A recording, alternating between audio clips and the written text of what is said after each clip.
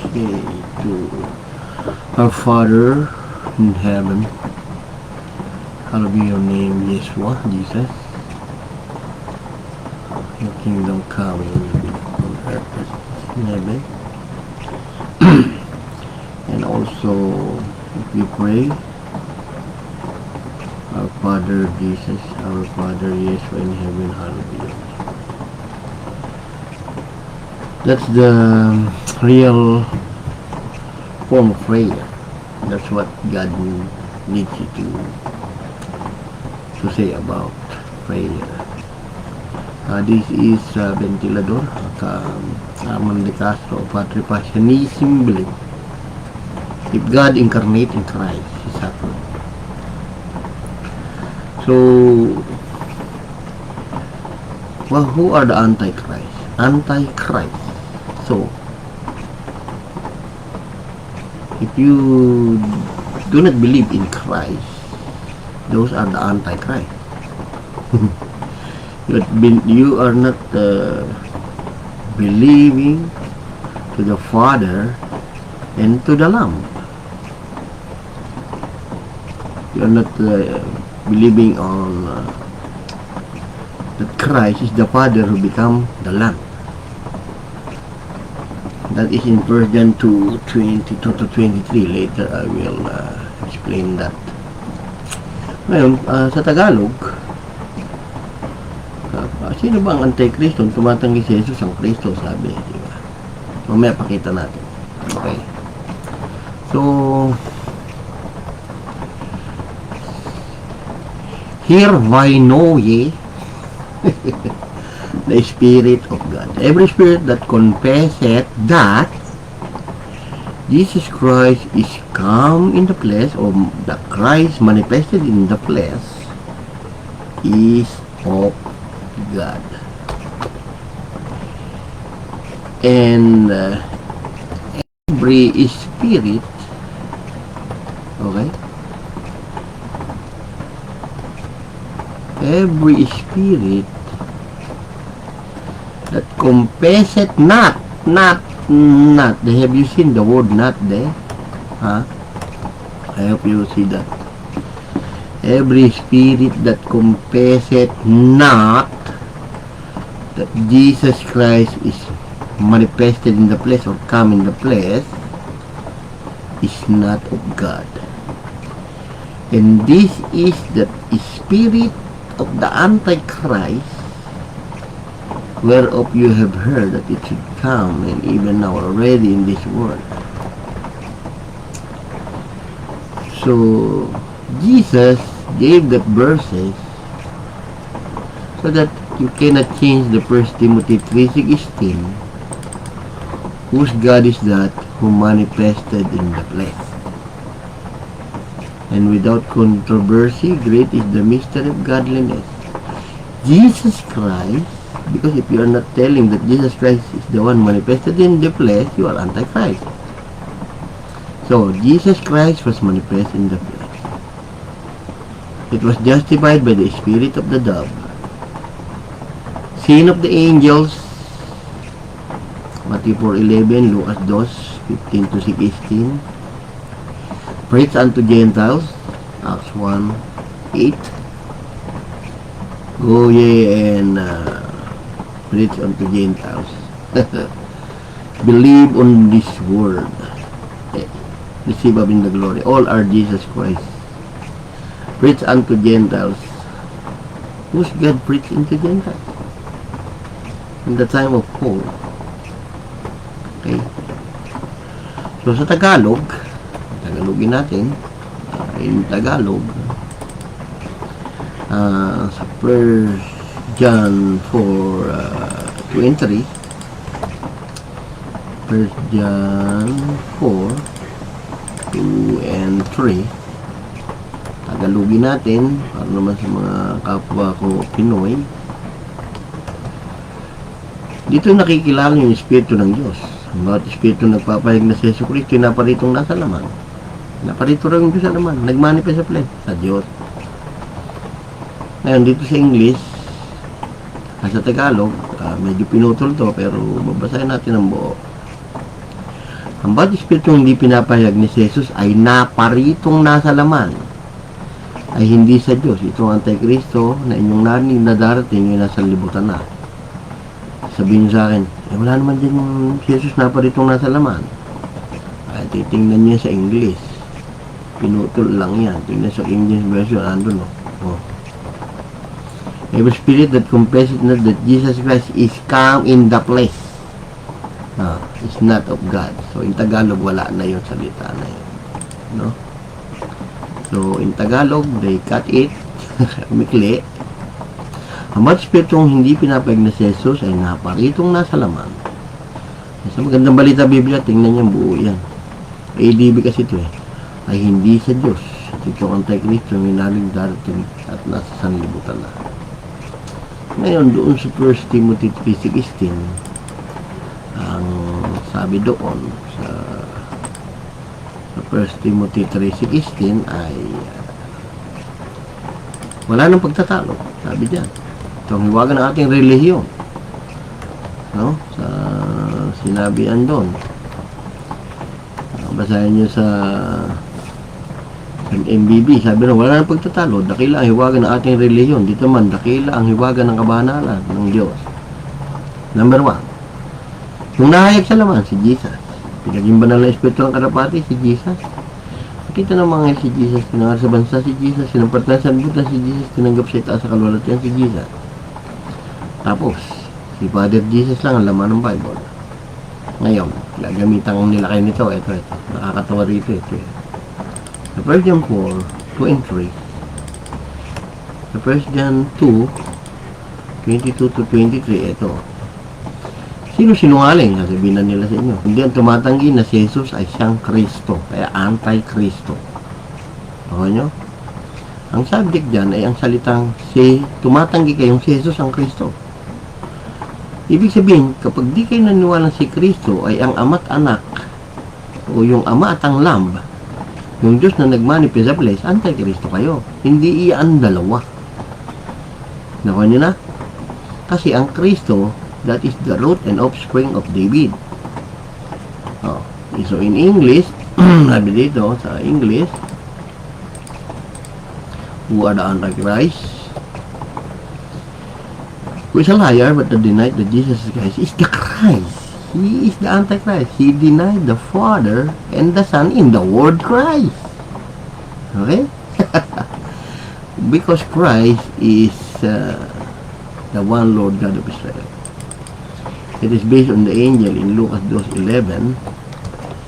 For you is born this day the seed of David, a Savior which is the Christ, the living God, or Christ the Lord. That is the one Lord God of Israel already testified by the angel, not by scholar. So in Tagalog, Kristo ang Panginoon. Hindi sinabi ng scholar ninyo. Huwag niyong paniwala scholar niyo. Ang paniwala niyo yung anghel. Dahil sinabi niya sa Lucas din, and the angel said unto them, fear not, behold, I bring you good tidings, great joy, which shall be to all people.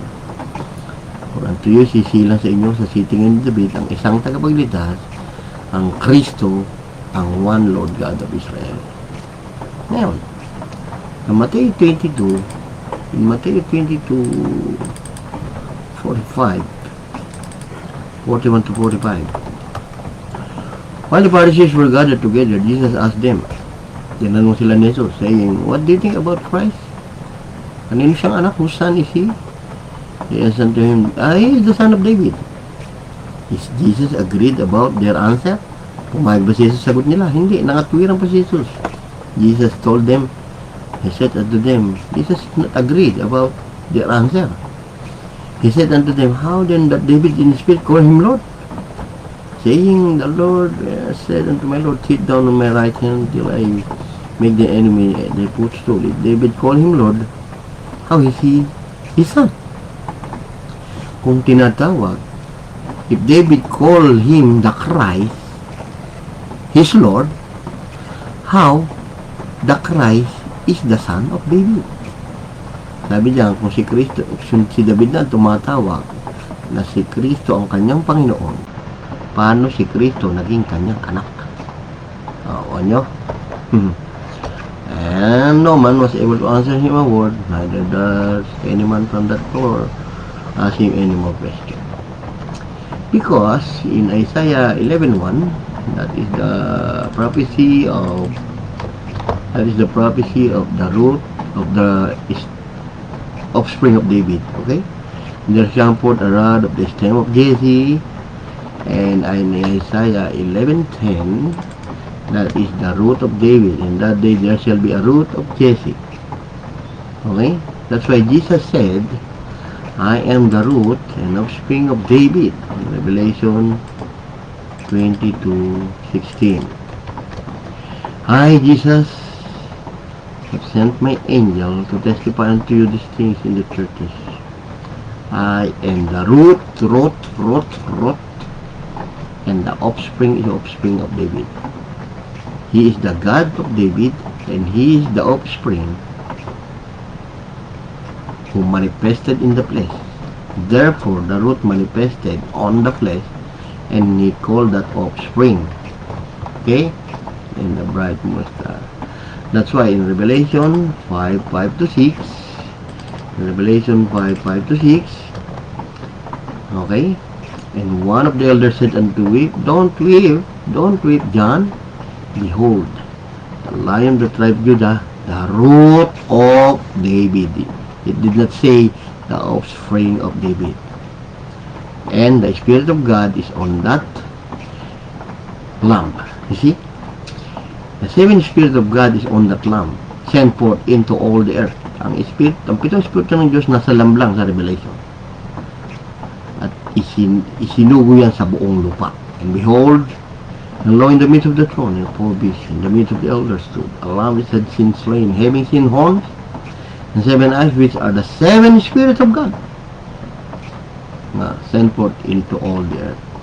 The 7 Spirits of God in Revelation is you can find only in the Lamb. I challenge you all. Give me that the 7 Spirit of God is in the Father of Jesus in Revelation. Okay? Okay, so maliwanag. Okay? Ang sinilang sa Lucas 1:35, sa Isaiah 2:11, the only one Savior is in Isaiah 43:11, and it says that even I don't know, and beside me there's no Savior. Therefore, the one prophesied by the angel in Luke 1:35, prophesied by the angel, that this Christ shall be called the Son of God. And the angel answered again, I repeat, this is the angel testified on this verse. Patotoo ito ng anghel, hindi na scholar nyo. And the angel, paniwalaan nyo yung anghel, you must believe in the angel, not in the scholar. And the angel answered, said unto her, the Holy Ghost shall come upon thee, and the power of the highest shall overshadow thee. Therefore also the holy king, there is only one holy, which shall be born, shall be called the Son of God. Tatawagin lang anak ng Diyos, and he shall be called the Son of God. That Son of God is in John 1:49, and that is the King of Israel. Nathanael answered, said unto him, Rabbi, do not call me Rabbi, do not Rabbi anyone in this world. Jesus said, do not call them Lord or Father, do not call them Rabbi, but Jesus accepted that he is the Rabbi.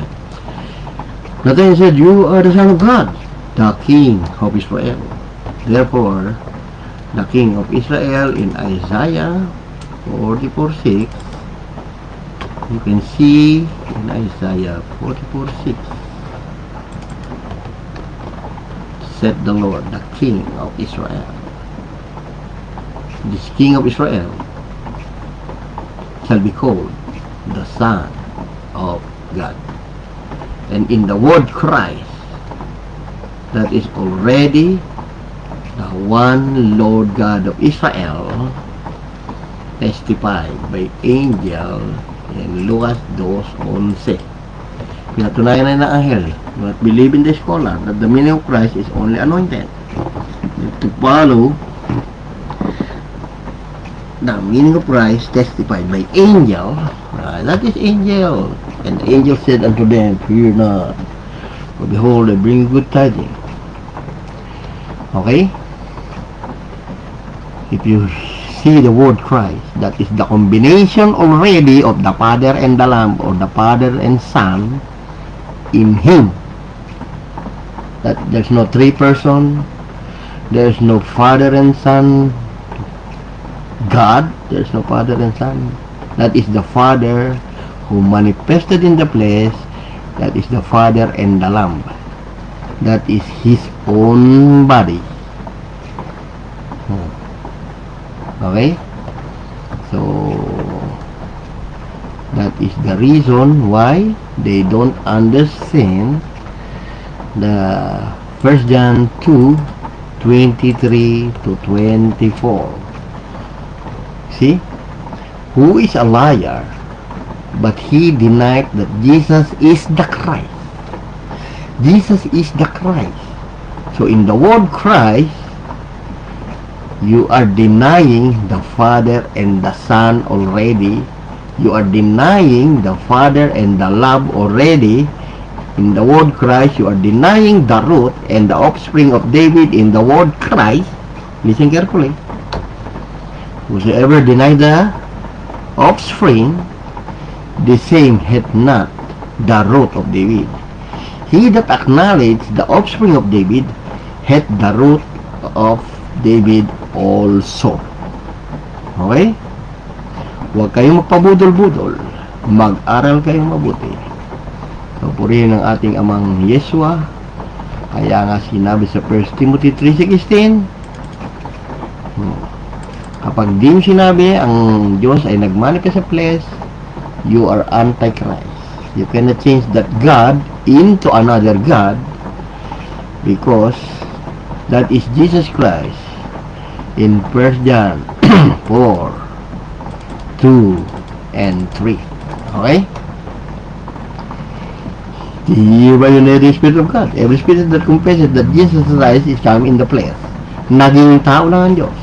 Nagkatawan tao lang ang Diyos.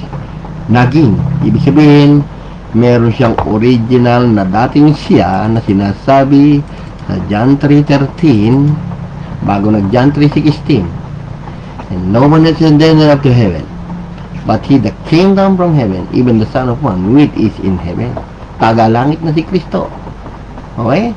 That's why in John 6:62, it says that kung paano si Jesucristo'y umakyat sa langit, ganon din siya babalik. What? And if you shall see the Son of Man ascend up where He was before. Okay? Doon na siya dati. Ang sinabi rin yan, and it is said also in Efeso 4:8 in Efeso 4:8, where he said, when he ascended up on high, he led captivity captive and gave gifts unto men. Now that he ascended, what is it? But he also descended. Kung sino kayo umakyat, siya rin yung bumaba. Okay? And he that has descended, the same also that ascended upward above all heaven, that might fill all things. Walang ibang bumababa. Tandaan ninyo yan. Mag-aral kayo mabuti ng mga prophecy. Okay? So, now you know, the word Christ is the combination of the root and offspring of David. That is angel testified. That a Savior, that one Savior, is in Isaiah 43:11. I am the Lord, and beside me there is no Savior. And that Savior has been testified by angel, that Savior will be born in the seed of David, a Savior, which is Christ, the root and offspring of David, the Lord. Remember this. Kung si David na ang tumatawag sa aking Panginoon, paano niya ko naging anak?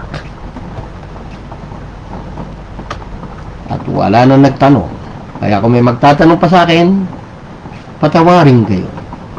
Mga kabisote na ang magtatanong sa akin. Okay, thank you Lord Jesus. Papuri sa iyo, our Father, sa Judas 1:25. Okay? Sabi nga doon sa Judas 1:25 na hinula ni Enoch sa Judas 1:14-15, and Enoch also 7 from Adam prophesied of this, saying, Behold, the Lord come with 10,000 of his saints to execute judgment upon all. And that is Jesus Christ. Nothing in this world will come on the end of the day, only Father Jesus. The Father of Jesus, you cannot see that it will come in Revelation. There is no such thing that the Father of Jesus will come in Revelation. Because in Revelation 22:12-14, and behold, I come quickly, and what is with me, to give every man according to his work shall be. I am the Alpha and Omega, the beginning and the end, the first and the last. And the two last verses of the Bible, he which testifies these things said, Surely I come quickly, amen. Even so come, Lord Jesus. The grace of our Lord Jesus Christ be with you. Amen. And that amen is the one in Revelation 3:14. And to the angel of the church of Laodicea, write these things said by the Amen, the faithful and true witness, the beginning of the creation of God. And that is Jesus Christ, who tells John in Revelation chapter 1:11, write this, all these things, John. I am the Alpha and Omega, the first and the last, what to see in the book sent into the 7 churches. Okay? That's it. Only Jesus Christ is the Father of the Bible. Okay? So, those are the Antichrist. Because in 1 Peter 1:10-11, salvation of the prophet inquired churches diligently, who prophesied the grace that should come into you, searching what or what manner of time the Spirit of Christ which was in them. Okay? Those prophets in the Old Testament, the Spirit of Christ is already in them. Okay? So, huwag kayong pabudol-budol, huwag kayong tutulog-tulog. Ito po ang aking live sa gabing ito. Who are the Antichrist? Ang hindi marunong umunawa ng the word Christ. Okay? So, salamat sa mga sumubaybay. Sino ang Antikristo? Ang tumatangging si Jesus na yung Kristo. Hindi sinabi si Jesus yung mga Kristo para tanggihan niyo ama't anak doon. Okay? So, ang papurit paggala at pagdakila ay sa ating iisang Diyos na tagbulgya sa Judas 1:25. The only wise God, our Jesus Christ the Savior, be glory and majesty, dominion, power, both now and ever. Amen. Okay? And that Jesus Christ has been worshipped by the angel in Revelation 5:14. And the 4 beasts said, Amen, and the 420 elders fell down and worshipped him that liveth forever and ever. That is included the Lamb. You see in Revelation 5:13, and unto the Lamb forever and ever. But into him that sitteth upon the throne, that is also Jesus Christ. And the Lamb is the body. He just show you how you kill his body. That is the Lamb. And the seated upon the throne, that is only the throne, and the one seated on the throne is the Lamb forever and ever. And they worship that Lamb. Because in Revelation 22:9, the angel said, Do not worship me. I am your fellow servant. Because John is trying to worship the angel. And of their brethren to the presidents, we keep this saying in this book, worship God. Worship God. And who is that God? They worship in Revelation 5:14, and that is Jesus Christ.